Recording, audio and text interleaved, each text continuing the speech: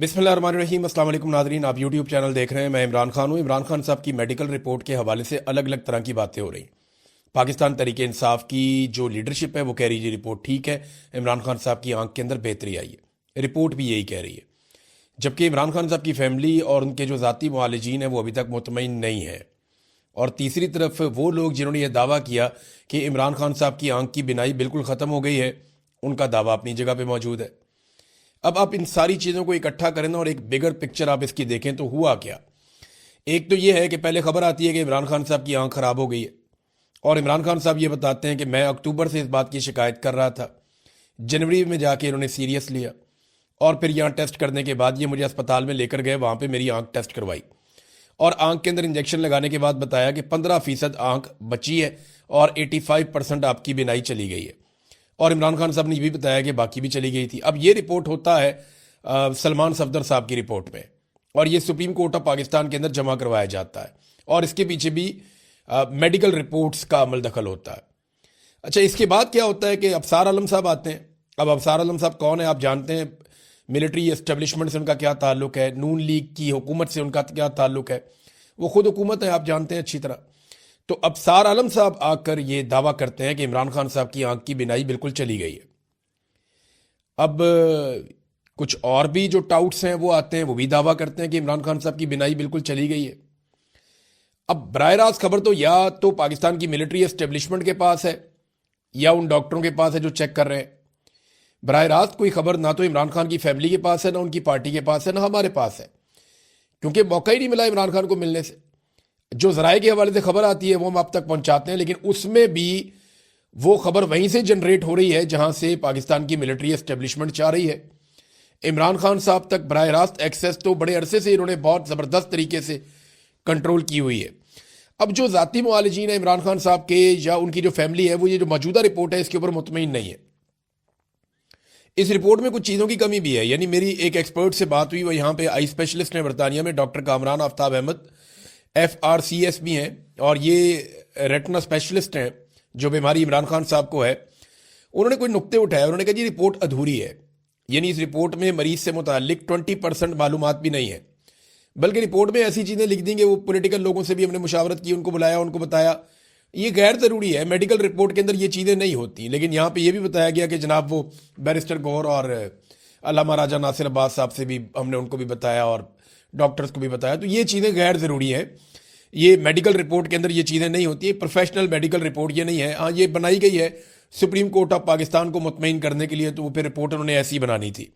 बहरहाल जो डॉक्टर से मेरी बात हुई, उन्होंने 2-3 चीज़ें बताई। उन्होंने कहा एक तो ये रिपोर्ट ही मुकम्मल नहीं है, इसमें जो आई प्रेशर है उसका जिक्र ही नहीं है। जो ड्रॉप्स डाले जा रहे हैं वो आई प्रेशर को हैंडल करने के लिए, कंट्रोल करने के लिए डाले जाते हैं, लेकिन इस पूरी रिपोर्ट में कहीं पे आई प्रेशर का जो एक उनकी आंख के अंदर जो एक प्रेशर जनरेट हो जाता है उसका दबाव का कहीं पे कोई जिक्र नहीं है। ये 10 से 20 तक मैक्सिमम होना चाहिए, इससे ऊपर नहीं जाना चाहिए, तो इसके बारे में कोई तस्करा नहीं है। दूसरा, उन्होंने कहा कि जितनी नज़र एकदम ठीक हो गई है ये पॉसिबल नहीं है। वो कहते हैं जी मैंने अपने पूरे करियर में ऐसा कोई केस नहीं देखा। वो ये कहते हैं कि अगर पहले 85% आंख खराब होने का दावा किया गया और बाद में ये दावा किया गया कि 70-80%, कुछ लोग 95% कह रहे हैं कि आंख ठीक हो गई है, तो ये दोनों दावे आपस में मैच ही नहीं करते। ये ह्यूमनली और साइंटिफिकली वो कह रहे हैं जी पॉसिबल नहीं है। मामला या तो पहले वाली रिपोर्ट इनकी झूठी है और गलत है, या ये वाली जो रिपोर्ट अब आई है ये झूठी है या गलत है। ये बात जो है वो डॉक्टर्स का कहना है। इमरान खान साहब की फैमिली और उनके जो ज़ाती मुआलिजीन है वो तो मुतमईन नहीं है।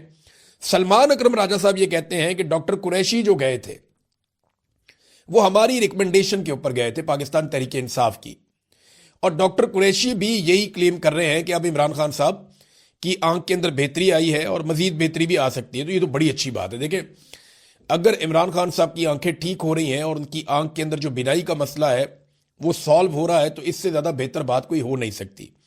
मैंने लोगों को बड़ा इस्तराब में देखा, बेशुमार लोगों ने मैसेजेस किए, नौजवान मैसेजेस करके कह रहे थे कि हम अपनी आंख देना चाहते हैं इमरान खान साहब को, डोनेट करना चाहते हैं। हालांकि इसमें डोनेशन नहीं हो सकती इस बीमारी में, लेकिन नौजवान ये कह रहे थे।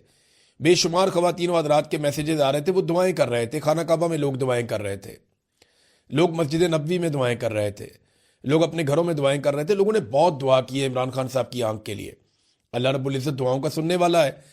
لیکن جو ڈاکٹر میری بات ہوئی جن سے، وہ کہتے ہیں جی ایسے نہیں ہے. ابصار عالم صاحب نے دیکھیں، وہ ایک طرف وہ یہ کہہ رہے تھے کہ آنکھ ختم ہو گئی ہے، اور بھی بہت سارے لوگ یہ اس طرح کی باتیں کر رہے تھے، بہت وثوق سے یہ بات کر رہے تھے. اب سوال یہ پیدا ہوتا ہے کہ یہ جو لوگ یہ باتیں کر رہے تھے، کیا یہ افراتفری پھیلانا چاہتے تھے؟ تو پھر تو ابصار عالم صاحب پہ مقدمہ درج ہونا چاہیے کہ جناب آپ نے بینائی ختم کر دی، حالانکہ ایسی کوئی سچی خبر موجود نہیں تھی.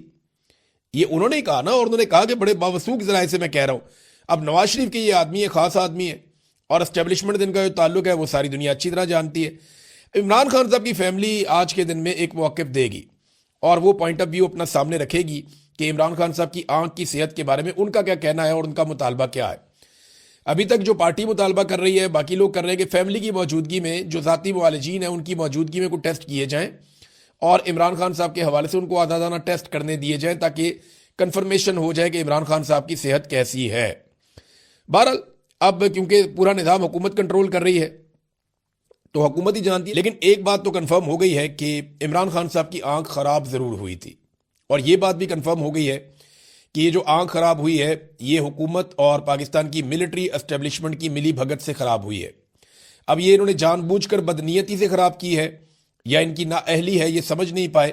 یہ چیزیں تو انکوائری ہو تو پتہ چلے گا، لیکن انکوائری پاکستان میں اب کون کرے گا؟ یعنی عاصم منیر صاحب عمران خان صاحب کو کنٹرول کرتے ہیں تو ان کی انکوائری کون کرے گا یا کون چیک کرے گا؟ ملٹری اسٹیبلشمنٹ کا آپ کو پتہ ہے پاکستان میں طوطی بولتا ہے، طاقت ان کے پاس ہے. آج تو یہ کسی کو جواب دہ ہے ہی نہیں. دوسری جانب جو پاکستان تحریک انصاف کا احتجاج چل رہا ہے وہاں پہ کچھ تعداد لوگوں کی بڑی ہے سوابی میں، کچھ اور جگہوں پہ لوگ احتجاج کرتے ہیں پھر چلے جاتے ہیں، سڑک بند کرتے ہیں پھر کھول دیتے ہیں. تو مختلف جگہ پہ الگ الگ طرح کا احتجاج چل رہا ہے. پارلیمنٹ کے باہر سے جو بندے گرفتار کیے گئے تھے پاکستان تحریک انصاف کے، ان میں 2 MNAs اور 4 MPs کے اوپر مقدمہ درج کیا گیا ہے. اور جو مقدمات ان پہ درج کیے گئے ہیں ذرا ان کی نوعیت آپ چیک کریں.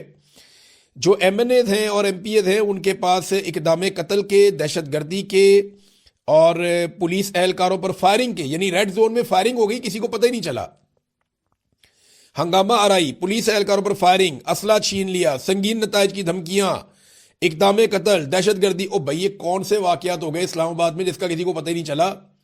ریڈ زون کے اندر فائرنگ ہو جاتی ہے اور کسی کو پتہ ہی نہیں چلتا. ایسے بیوقوف ہیں، مقدمہ بناتے ہوئے بھی نہیں سوچتے، وہ بنی بنائی تحریریں پڑھی ہیں پکڑ کے بندوں کے نام ڈال دیتے ہیں. اب اس کے اندر جو MNA شفقت ایوان ہے، پتہ چلا جی وہ بھی اس کے اندر ہے، MNA عمر اسلم وہ بھی اس کے اندر ہے، اور کچھ MPs ہیں جن میں رفت شاہ، سرفراز ڈوگر، ملک اسد اور طیب راشد. یہ 6 لوگ گرفتار ہوئے پاکستان تحریک انصاف کے، ان کے اوپر جناب مقدمات ڈال دیے گئے ہیں. اب ناظرین پاکستان تحریک انصاف کی نا ایک بڑی عجیب سچویشن بن گئی ہے. ایک تو دیکھیں وہ احتجاج کر رہے ہیں، وہ احتجاج جس طرح کا کر رہے ہیں وہ احتجاج میں گنا ہی نہیں جاتا. یعنی پارلیمنٹ ہاؤس کے اندر جا کر بیٹھے ہوئے ہیں وہاں پہ اور کہہ رہے ہیں جی ہمارا دھرنا.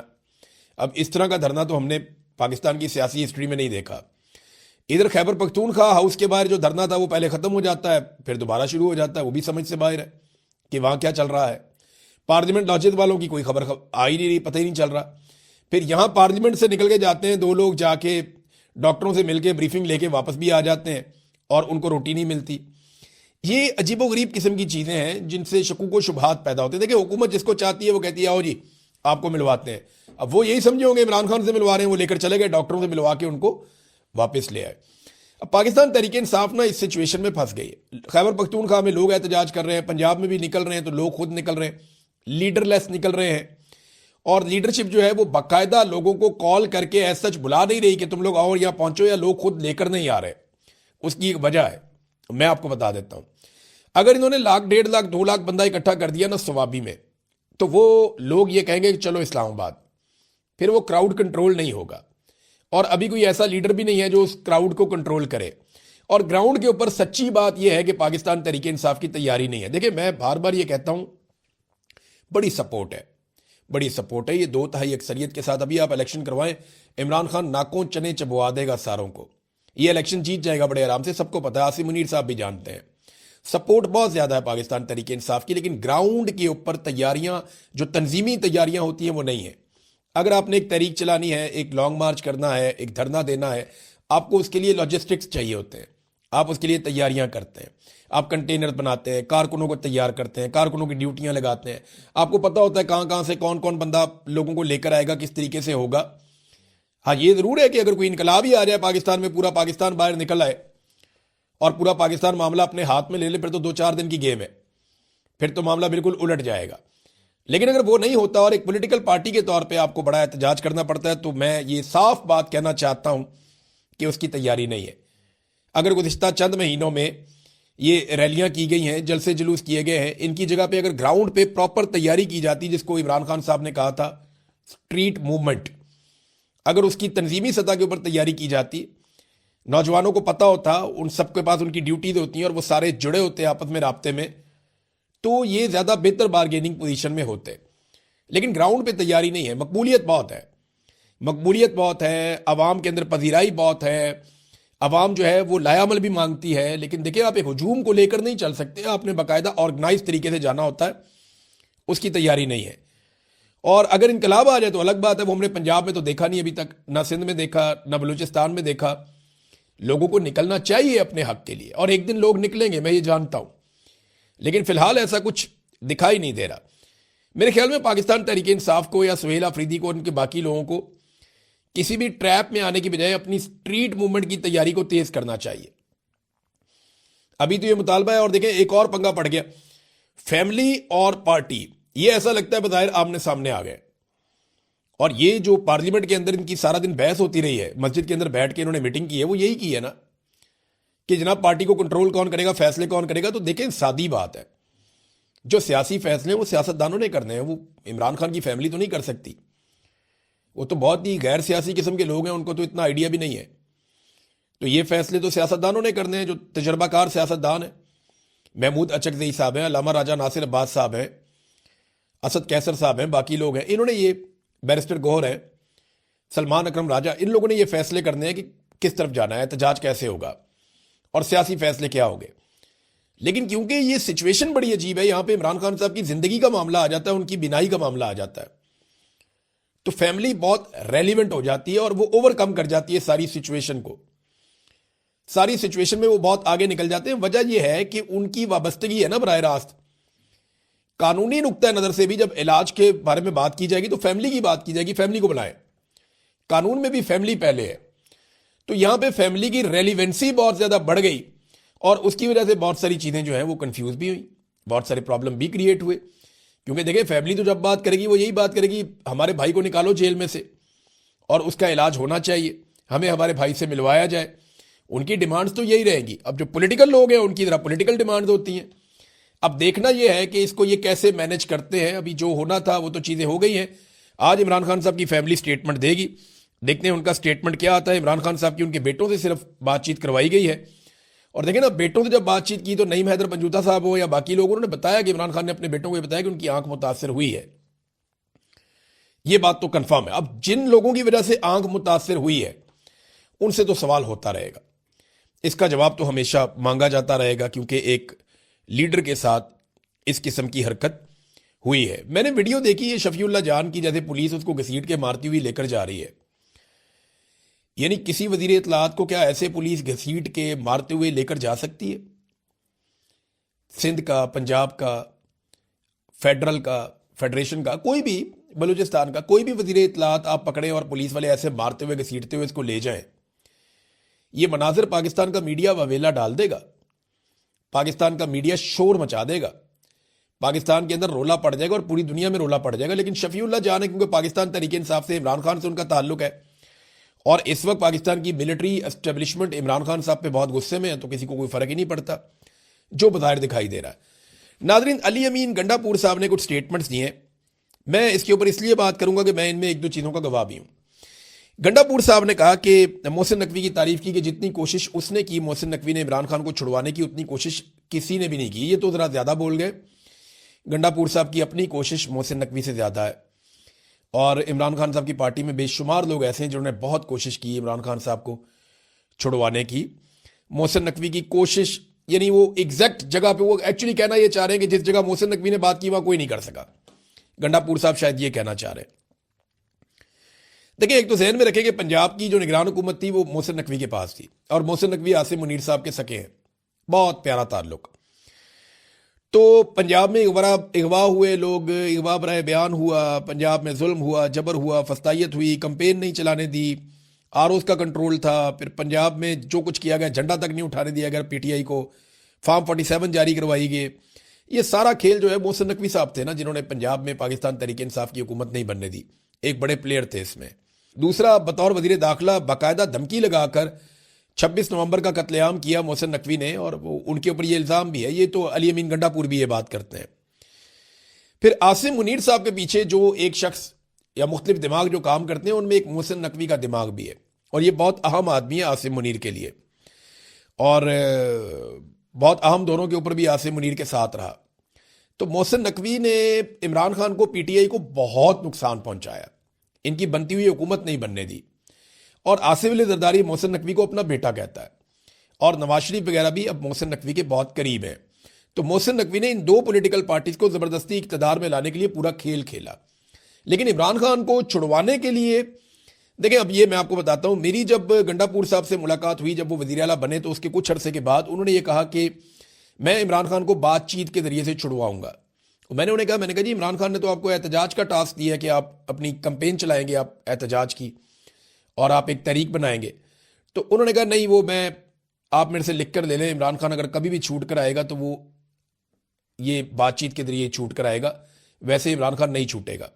ان دنوں میں محسن نقوی صاحب کے ساتھ بھی ملاقاتیں ہو رہی تھیں گنڈا پور صاحب کی, اور بہت ممکن ہے کہ گنڈا پور صاحب کو کنٹرول کرنے کے لیے یا انہیں دکھانے کے لیے انہوں نے محسن نقوی صاحب نے آرمی چیف کے سامنے یہ بات کی ہو, عاصم منیر کے سامنے, کہ جی عمران خان صاحب کے بارے میں کچھ سوچیں یا انہیں چھوڑیں یا یہ معاملہ ریزالو کریں.